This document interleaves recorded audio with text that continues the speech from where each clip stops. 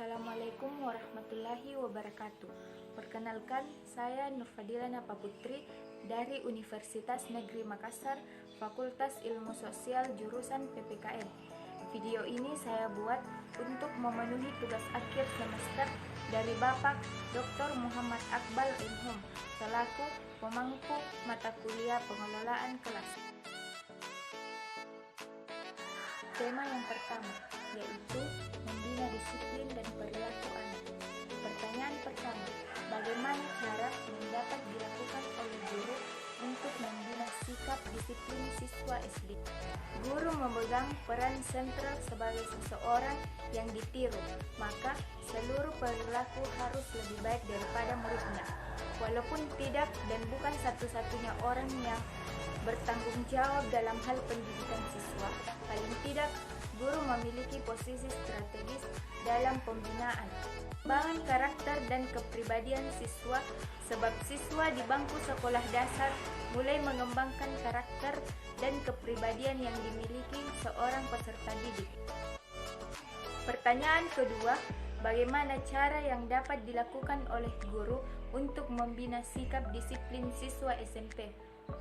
Jawabannya, peran guru dalam pembinaan disiplin siswa SMP adalah meningkatkan ketakwaan siswa terhadap Tuhan Yang Maha Esa, mengadakan pembinaan untuk mempertinggi budi pekerti dan kepribadian siswa, membimbing tingkah laku siswa sehari-hari di sekolah, meningkatkan kerajinan, ketekunan, dan kesantunan, memberikan tindakan terhadap siswa yang melanggar, memberikan peringatan secara lisan, dan memberikan teladan yang baik kepada siswa.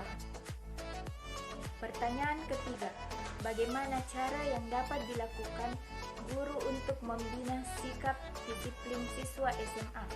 Jawabannya, berbagai upaya telah ditempuh oleh pihak sekolah, mulai dari jenjang SD, SMP, hingga SMA, untuk meningkatkan kesadaran siswa akan pentingnya kedisiplinan.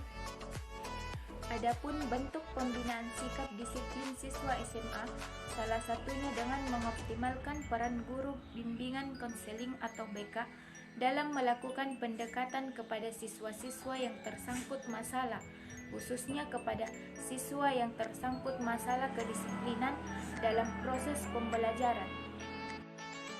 Di bangku SMA, keteladanan guru dapat membimbing anak untuk membentuk sikap yang kokoh. Keselarasan antara kata dan tindakan dari guru amat berarti bagi seseorang anak.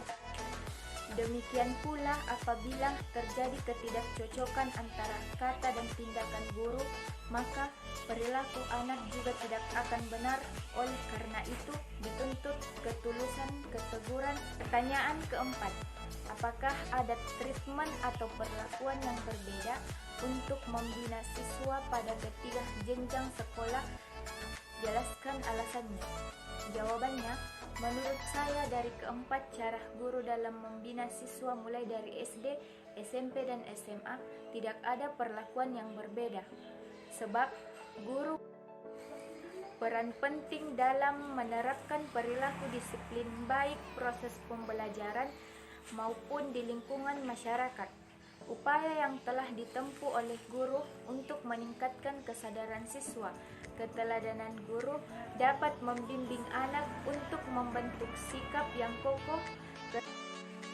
Antara kata dan tindakan dari guru amat berarti bagi seorang anak. Demikian pula apabila terjadi ketidakcocokan antara kata dan tindakan guru, maka perilaku anak juga tidak akan benar. Oleh karena itu, dituntut ketulusan, keteguran, kekonsistenan hidup seorang guru. Pertanyaan kelima, jika ternyata dalam proses pembinaan perilaku siswa SMA dan siswa yang membangkang tidak mau dinasehati atau ditegur dan berperilaku kasar, bagaimana sikap dan cara yang Anda lakukan sebagai guru? Jawabannya, sikap dan cara yang saya lakukan sebagai guru yaitu kembali kepada peran guru sebagai pendidik dan sebagai pengajar. Di samping pendidik, guru juga memiliki tugas sebagai tenaga pengajar. tugas utama guru sebagai pendidik adalah membimbing dan mengarahkan siswa tersebut untuk tidak melakukan hal itu. Selanjutnya, tema kedua, yaitu penciptaan iklim kelas. Pertanyaan pertama, mengapa guru perlu memperhatikan iklim kelas? Jawabannya, karena proses pembelajaran pada dasarnya adalah suatu proses integrasi antara guru dan murid. Iklim kelas merupakan suasana pembelajaran di dalam kelas yang muncul akibat hubungan antara guru dan peserta didik, akibat interaksi dari berbagai faktor seperti fisik, materi, organisasi, operasional, dan sosial yang mempengaruhi proses pembelajaran di dalam kelas. Pertanyaan kedua, jelaskan 3 ciri-ciri dari iklim kelas yang kondusif.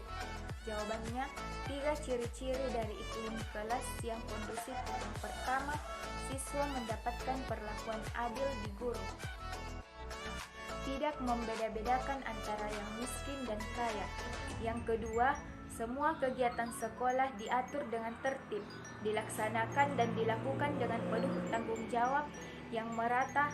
Dan ketiga, siswa yang aktif dalam kelas, adanya feedback antara guru dan siswa yang tentunya berjalan dengan proses yang teratur pula. Bagaimana cara yang dapat dilakukan oleh guru untuk tetap memelihara suasana kelas yang kondusif, di mana protokol kesehatan yang diterapkan secara ketat untuk mencegah terjadinya penularan COVID-19? Jelaskan. Jawaban, setiap sekolah yang sudah membuka proses pembelajaran di sekolah wajib mempersiapkan sarana cuci tangan dengan air mengalir atau cairan pembersih tangan. Akan dicek suhu dengan menggunakan termogun. Sesuai aturan protokol kesehatan, peserta didik dan tenaga pengajar wajib berada dalam kondisi sehat. Orang dengan penyakit komorbid tidak diperkenakan masuk sekolah dan tidak memiliki gejala COVID-19.